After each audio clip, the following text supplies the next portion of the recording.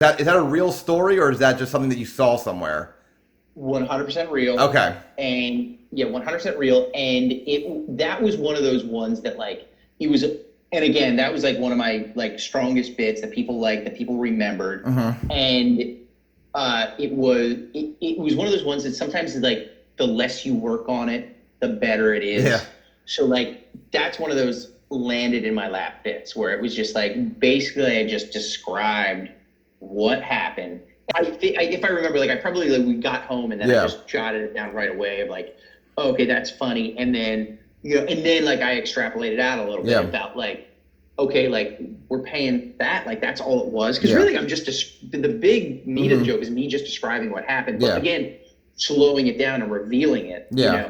You're right before showtime.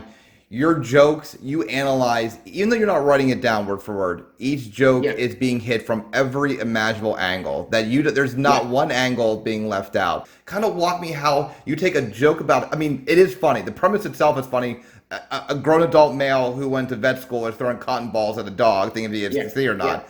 But then yeah, you take it, that could have been funny just let alone. That could have been an easy 30-second joke and you could have moved on, but you made yeah. it a few minute joke, 3 minute joke or whatever, because you sat there and you analyzed the shit out of it, which is what Yeah. separates you as a great comedian, is what I feel like.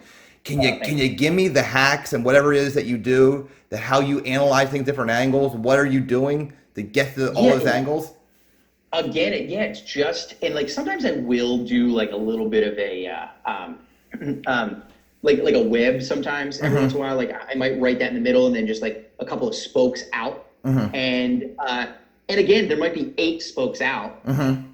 I'll pick the top four. Or Okay. Yeah. one of the things too is, and I mean this is kind of a common uh, idea in comedy, Mm-hmm. but one of the things I do, especially with tweeting, Mm-hmm. especially when it's like with topical jokes, but with any joke, what I always try to do is, and I forget who said it or how many people said it, but like Mm-hmm. they always say, always look for the third joke. Go Okay. for the third joke. Mm-hmm. Don't go for the first joke because the first joke is the obvious joke that everybody's gonna. And I always give it like, so uh, you know, when Chris Christie was governor of New Jersey, Yeah.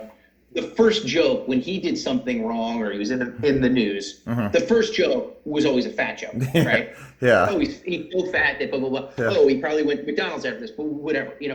And A, that's kind of bush league, but B, it's like that's the joke that everybody's going to think of. Yeah. Don't do that joke because you're gonna get lost in the noise because everybody's going to make a fat joke.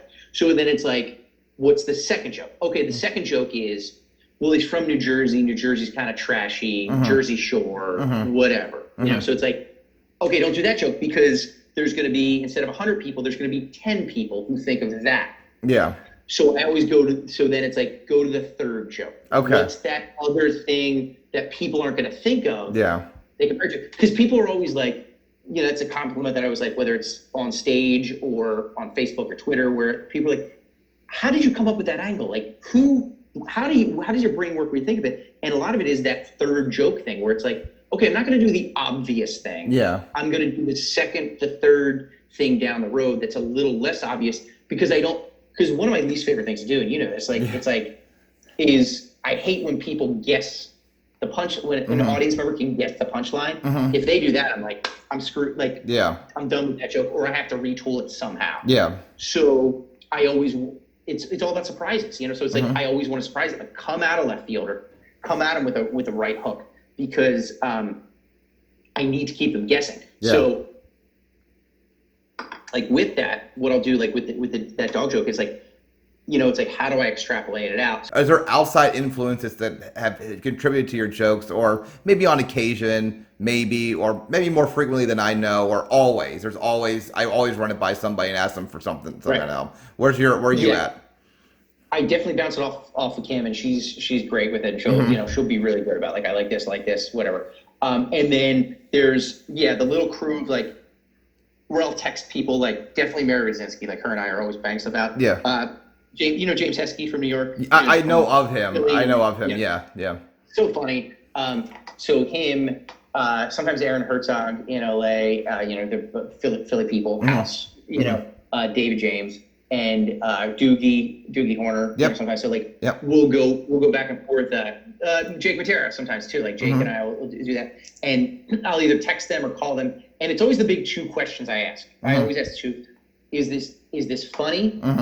And have you heard it before? Okay. Because that's, of course, a big fear is like, you don't want to steal somebody else's joke or step on somebody's idea because, you can't get poisoned. You hear I hear Marc Sotomayor do a joke and then like 6 months later, I forget about it, but then kind of remember it, but not know it's yours and be like, oh, I have this really funny idea about X, Y, and Z.